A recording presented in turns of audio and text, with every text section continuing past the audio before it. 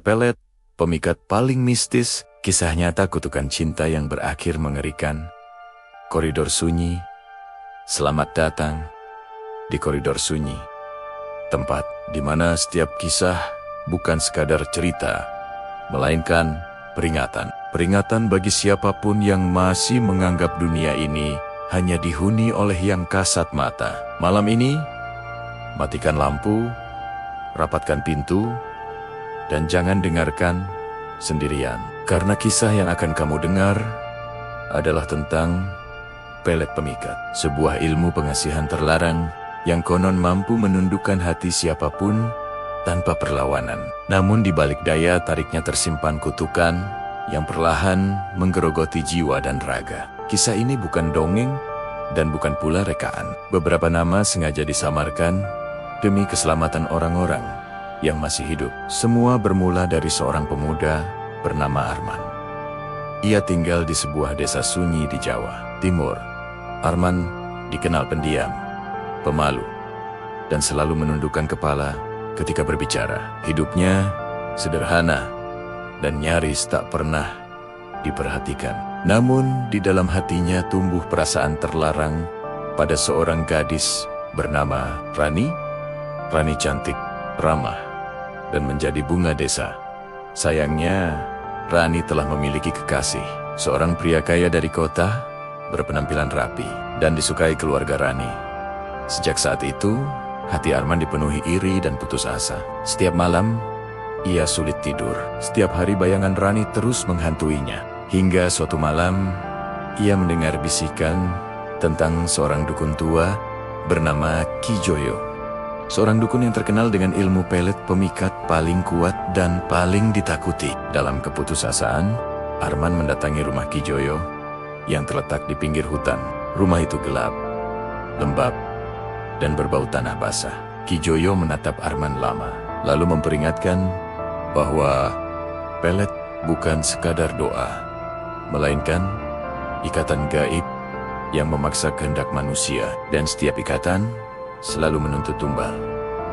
Namun Arman tetap memaksa. Ia rela kehilangan apapun demi cinta. Pada malam Jumat Kliwon, ritual pun dilakukan. Mereka menuju kuburan tua yang nyaris terlupakan, membawa bunga 7 rupa, tanah kuburan, dan darah ayam hitam. Mantra dilantunkan panjang, asap kemenyan memenuhi udara. Arman diminta menulis nama Rani di kertas, lalu membakarnya sambil menyebut namanya berulang kali. Setelah itu, Arman dipaksa menelan tanah bercampur darah sebagai tanda ikatan. Sejak malam itu, Rani berubah. Ia sering datang ke rumah Arman tanpa alasan. Tatapannya kosong, senyumnya kaku, seolah pikirannya dikendalikan sesuatu yang tak terlihat. Ia meninggalkan kekasihnya, mengabaikan keluarganya, dan hanya ingin bersama Arman. Warga desa mulai curiga. Namun, Arman terlalu mabuk kebahagiaan. Hingga suatu malam, ia bermimpi melihat Rani berdiri di kuburan dengan wajah pucat dan mata hitam pekat sambil memegang boneka tanah liat yang menyerupai dirinya. Saat terbangun, tubuh Arman basah oleh keringat. Tangannya berbau tanah. Sejak saat itu, teror dimulai. Rani sering berbicara sendiri, tertawa keras di tengah malam, menangis tanpa sebab. Tubuhnya melemah, kulitnya pucat, matanya semakin kosong. Arman kembali menemui Ki Joyo. Namun sang dukun berkata, tumbal belum diberikan, dan jika tak dipenuhi, pelet akan berubah menjadi kutukan. Tumbal itu adalah sesuatu yang paling berharga bagi Arman. Sejak saat itu, hidup Arman hancur perlahan. Pekerjaannya hilang, keluarganya menjauh, tubuhnya sering sakit. Setiap malam, ia merasakan sesuatu merayap di perutnya, seperti cacing hidup. Rani semakin parah. Ia muntah darah. Dari mulutnya, keluar rambut panjang yang bukan miliknya. Hingga akhirnya, Rani meninggal dunia dengan wajah tersenyum, namun mata terbuka. Arman angkur, namun kutukan belum berhenti. Arman mulai melihat bayangan Rani berdiri di sudut kamar, membawa boneka tanah liat dengan wajah Arman. Tubuh Arman membusuk perlahan, kukunya copot satu persatu. Dari dalam tubuhnya keluar beling dan paku berkarat. Hingga akhirnya Arman meninggal dengan cara mengenaskan.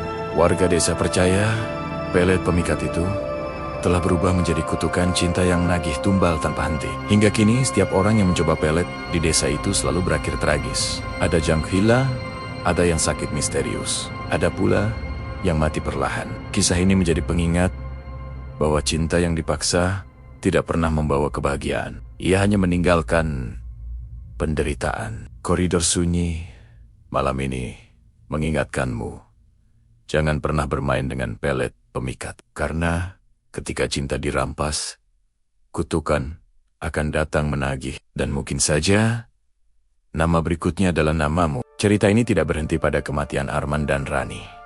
Justru setelah itu, teror di desa tersebut semakin menjadi. Setiap malam Jumat Kliwon, warga sering mendengar suara langkah kaki dari arah kuburan tua. Tanah di beberapa makam terlihat seperti baru digali. Bau anyir darah dan tanah basah sering tercium meski tidak ada hujan. Beberapa warga mengaku melihat sosok perempuan berambut panjang berdiri di bawah pohon Kamboja sambil memeluk boneka tanah liat. Wajahnya mirip Rani, namun matanya hitam pekat tanpa bola mata. Anak-anak kecil sering menangis histeris tanpa sebab dan menyebut nama Arman dalam tidurnya. Ada pula warga yang bermimpi didatangi Ki Joyo yang sudah lama menghilang. Dalam mimpi itu, Ki Joyo meminta tumbal tambahan karena ikatan pelet belum sepenuhnya lunas. Tak lama kemudian, Ki Joyo ditemukan meninggal di rumahnya dengan posisi bersujud dan mulut penuh tanah kuburan. Sejak saat itu, desa tersebut dikenal angker. Banyak pasangan yang hubungannya tiba-tiba hancur tanpa sebab. Banyak orang jatuh sakit setelah mencoba ilmu pengasihan. Bahkan, ada yang mengaku mendengar bisikan halus yang memanggil namanya ketika melintas dekat kuburan. Bisikan itu lembut namun dingin, seolah mengajak, seolah menuntut. Hingga kini, warga percaya arwah Rani dan Arman tidak pernah benar-benar pergi. Mereka terikat dalam kutukan cinta yang salah, menjadi penjaga pelet pemikat yang haus tumbal. Dan koridor sunyi malam ini kembali mengingatkanmu, jangan pernah memaksakan cinta dengan cara apapun. Karena cinta yang dipaksa akan berubah menjadi jerat. Jerat yang menunggu saat yang tepat untuk menutup. Dan ketika itu terjadi, tidak ada doa, tidak ada penyesalan. Yang tersisa hanyalah sunyi. Dan namamu terukir di tanah gelap bersama tumbal cinta berikutnya.